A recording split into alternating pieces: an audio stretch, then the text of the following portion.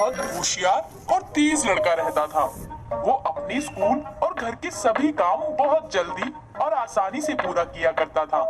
इसीलिए स्कूल के सभी अध्यापक उसकी बहुत तारीफ किया करते थे, जिस वजह से गांव के सभी बच्चे उससे ईर्ष्या करने लगे थे। एक दिन मेहुल जल्दी जल्दी भागता हुआ स्कूल से घर वापस जा रहा होता है।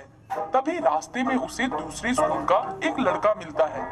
अरे दोस्त, इतनी जल्दी में कहाँ जा रहे हो? जहाँ मेरे पैर मुझे ले जाएं।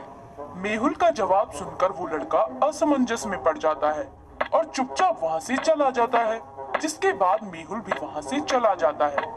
बेटा, आज स्कूल में दिन कैसा रहा? बिल्कुल दिन जैसा।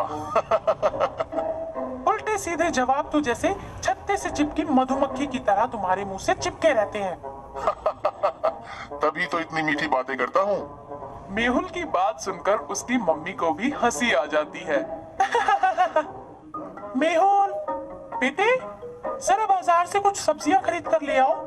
मम्मी के ऐसा कहने पर मेहुल सब्जी का थैला और कुछ पैसे लेकर बाजार चला जाता है। सब्जी खरीदकर लौटते समय उसे रास्ते में कुछ बच्चे मिलते हैं। अरे देखो तो जरा, उल्टे जवाबों की दुकान जा रही है। नहीं नहीं दोस्त, इसे कुछ मत बोलो, नहीं तो ये फिर कोई अजीब सा जवाब देगा। मैं तुम्हें क्यों कोई जवाब दूंगा, क्योंकि जवाब तो सवाल का होता है और तुमने मुझसे कहाँ कोई सवाल पूछा है। ये बोलकर मेहुल वहाँ से चला जाता है। इसी तरह दिन बीतते जाते हैं और मेहुल के जवाबों के किस्से उसके गांव के साथ साथ दूसरे गांव में भी फैलने लगते हैं। इसी कारण गांव के बच्चे हर रोज कोई नया जवाब सुनने के लिए मेहुल को छेड़ना शुरू कर देते थे। मेहुल इस बात से बहुत परेशान हो जाता है। एक दिन मेहुल स्कूल से घर वापस जा रहा होता है कि रास्ते में उसे दूसरे गांव के कुछ बच्चे मिलते हैं, जिनमें केशव नाम का वो लड़का भी होता है जो मेहुल से पहले भी मिल चुका होता है। देखो, ये वही बदतमीज बच्चा है, मैं इसे जानता हूँ। केशव की बात सुनकर मेहुल तुरंत उसे जवाब देते हुए बोलता है, बदतमीज? बदतमीज से जान पहचान रखने वाला भी बदतमीज होता है। मेहुल की बात सुनकर केशव को बहुत गुस्सा आता है, लेकिन उसके पास मेहुल की बात का कोई जवाब नहीं होता। इसीलिए वो चिल्लाते हुए कहता है, तुम्हें इसका जवाब जरूर मिलेगा और जल्दी ही मिलेगा। मैंने तो कोई सवाल किया ही नहीं। मेहुल की बात सुनकर जैसे ही केशव पीछे मुड़कर देखता है तो मेहुल वहाँ से चला जाता है। ये सब देखकर केशव गुस्से में लाल हो जाता है। ये लड़का आखिर अपने आप को समझता क्या है? मैं इसे सबक सिखाकर ही रहूंगा। मेहुल से बदला लेने की बातें सोचते हुए केशव अपने घर पहुंचता है।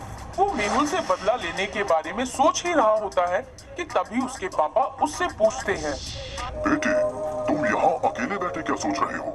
पापा, मैं उस लड़के को हराने की तैयारी कर रहा हूँ। उसके पास हर सवाल का जवाब होता है और जवाब भी ऐसा कि सामने वाला कुछ बोल ही ना पाए। कौन है वो लड़का और तुम्हें उससे क्या परेशानी है?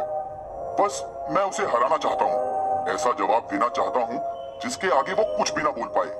बेटा, हमें कभी किसी के जैसा बनने की कोशिश नहीं करनी चाहिए। हम सभी अपने आप में अलग और खास हैं। आपका मतलब मैं हार मान लूं? नहीं, मैं ऐसा कभी नहीं करूंगा। पहले मैं उसे ठीक से जानूंगा, वो क्या करता है, कैसे करता है। उसके बाद मैं उसे उसी के जैसा बनकर हराऊंगा। अगले दिन से ही स्कूल खत्म होने के बाद केशव मेहुल का पीछा करना शुरू कर देता है। एक दिन वो मेहुल के पीछे पीछे उसके घर तक पहुंच जाता है और उसके घर के पीछे वाली खिड़की से घर में झांकने लगता है। बेटा, आज मास्टर जी ने क्या करवाया? पढ़ाई। कब भी सीधा जवाब नहीं देगा। सीधा जवाब चाहिए तो सीधा सवाल करो। दिन ब दिन बहुत बिगड़ता जा रहा है। मेहुल और उसकी मम्मी की बातें सुनकर केशव मन ही मन सोचता है, ये लड़का तो अपने घर में भी इसी तरह बात करता है। इससे पता चलता है कि इसे इस तरह बात करने की आदत है। मैं इसे कैसे हराऊंगा? केशव वहाँ से चला जाता है। इसके बाद मम्मी दोबारा मेहुल से कुछ सवाल पूछती है। अच्छा, अब ये तो बता दे कि आज स्कूल में क्या पढ़ाई की? आज मास्टर जी ने गणित के सवाल हल करवाए थे। ये तो बहुत अच्छा है। चल अब ऐसा कर, अपने उस गणित का इस्तेमाल कर और इन पैसों को सही से गिनकर किराने वाले को पैसे दिया। मम्मी से पैसे लेकर मेहुल दुकान की तरफ चल दिया।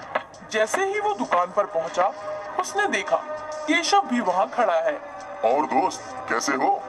केशव का ऐसा व्यवहार देखकर मेहुल को कुछ अजीब लगता है। दोस्त जैसा तो नहीं हूँ। अरे तुम तो बुरा मान गए। मैं तो बस मजाक कर रहा था। केशव की बात को नजरअंदाज करते हुए मेहुल वहां से चला जाता है। ये देखकर केशव को अपमान महसूस होता है और एक बार फिर वो मेहुल से बदला लेने की ठान लेता है। इतना घमंड अच्छा नहीं होता। अब तू देखता जा, मैं तेरे जैसा बनकर ही रहूंगा। फिर देखते हैं कौन किस पर भारी पड़ता है। इसके बाद जब भी केशव मेहुल से मिलता, वो हर बार उसके व्यवहार की कोई नई आदत सीखने की कोशिश करता, जिससे वो उसके जैसा बन सके। लेकिन मेहुल हर बार उसे कुछ ऐसा बोल जाता जिसका केशव के पास कोई जवाब नहीं होता था। एक दिन केशव मेहुल के स्कूल के रास्ते में खड़ा हुआ उसका इंतजार कर रहा होता है। इसने तो हद ही कर दी। जाने कहां से हमेशा ऐसे नए नए जवाब ढूंढ कर ले आता है। केशव ये सब बोल ही रहा होता है कि तभी मेहुल वहां आ जाता है। क्या हुआ, मुझे हराने के बारे में सोच रहे हो? कुछ भी कर लो, तुम मुझे कभी नहीं हरा पाओगे। वो तो समय ही बताएगा कि कौन किसे हराता है। मुझे तुम्हारा आत्मविश्वास बहुत अच्छा लगा। उम्मीद करूंगा ये कभी ना टूटे। मेहुल की बात सुनकर केशव हैरान रह जाता है। तुम बोलना क्या चाहते हो? कुछ नहीं, कुछ भी तो नहीं। मेहुल वहां से चला जाता है। धीरे धीरे केशव खुद को मेहुल जैसा बनाने की जिद में अपनी पहचान खो देता है। वो मेहुल जैसा तो बन नहीं पाता, बल्कि सबके साथ बुरा व्यवहार करने लगता है। इस वजह से उसके सभी दोस्त उससे बहुत दूर रहने लगते हैं। लेकिन अब भी केशव के सर पर सिर्फ मेहुल को हराने का भूत सवार होता है। वो मेहुल आज किसी भी हाल में मुझसे जीत कर नहीं जा पाएगा और ना ही मेरी किसी बात का जवाब दे पाएगा। मैं पूरी तरह तैयार हूँ, बहुत मजा आएगा। मन ही मन मेहुल को हराने की खुशी को लेकर केशव मेहुल के गांव पहुंचता है, जहां उसे मेहुल कहीं जाता हुआ दिखाई देता है। ये देखकर उसे अपनी और मेहुल की पहली मुलाकात याद आती है। पहली बार ये मुझे इसी तरह कहीं जाता हुआ मिला था। उस वक्त इसने बहुत अटपटा जवाब दिया था। आज मैं इसके उस जवाब का भी जवाब तैयार करके लाया हूँ। ये सोचते हुए केशव जल्दी से मेहुल के पास जाता है और उससे पूछता है, कहाँ जा रहे हो? हाँ हाँ पता है, तुम बोलोगे जहाँ मेरे पैर ले जाए, लेकिन मैं इसका जवाब देना चाहूंगा। नहीं, तुम गलत सोच रहे हो। आज तो मैं वहाँ जा रहा हूँ जहाँ ये हवा मुझे ले जाए। मेहुल का जवाब सुनकर केशव हैरानी से खड़ा हो जाता है। उसके दिमाग में कोई जवाब नहीं आता, इसलिए वो मुंह लटकाकर वहाँ से चला जाता है। ये इसने क्या बोल दिया? अब इसका जवाब कहाँ से लेकर आऊं? केशव रात भर मेहुल की बात का जवाब सोचता रहता है। फिर अगले दिन एक बार फिर मेहुल के सामने जाकर खड़ा हो जाता है। हाँ तो आज कहाँ जा रहे हो? अब तुम बोलोगे जहाँ तुम्हारे पैर या ये हवा ले जाए, लेकिन मैं तुम्हें ये बताना चाहता हूँ कि नहीं, तुमने फिर गलत समझा। आज तो मैं बाजार सब्जियाँ खरीदने जा रहा हूँ। मेहुल की बात सुनकर केशव एक बार फिर हैरान रह जाता है। ये देखकर मेहुल उससे बोलता है, केशव, तुम मुझे हराने के लिए मेरे जैसा बनने की कोशिश में लग गए, जिसकी वजह से तुम अपनी असली पहचान को खो बैठे। लेकिन असलियत तो ये है कि मैं हमेशा से ऐसा ही हूँ।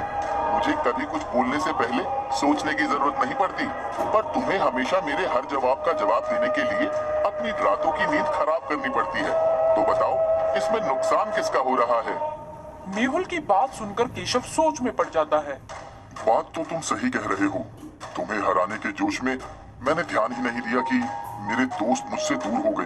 तुम्हारे जैसा बनने की कोशिश में मैंने अपनी असली पहचान भी खो दी। ये मैंने क्या कर दिया? तुम्हें अपनी गलती का एहसास है, बस यही बहुत बड़ी बात है। मैं बिना किसी वजह किसी से लड़ाई नहीं करता और इस तरह से जवाब देना मेरी आदत है। मेरी तरह बनने के लिए तुम्हें अपनी पहचान नहीं खोनी चाहिए। इसलिए जाओ, अपने मम्मी पापा और दोस्तों से गलत व्यवहार के लिए माफी मांगो। मेहुल की बात मानते हुए केशव अपने घर चला जाता है और मम्मी पापा से माफी मांगता है।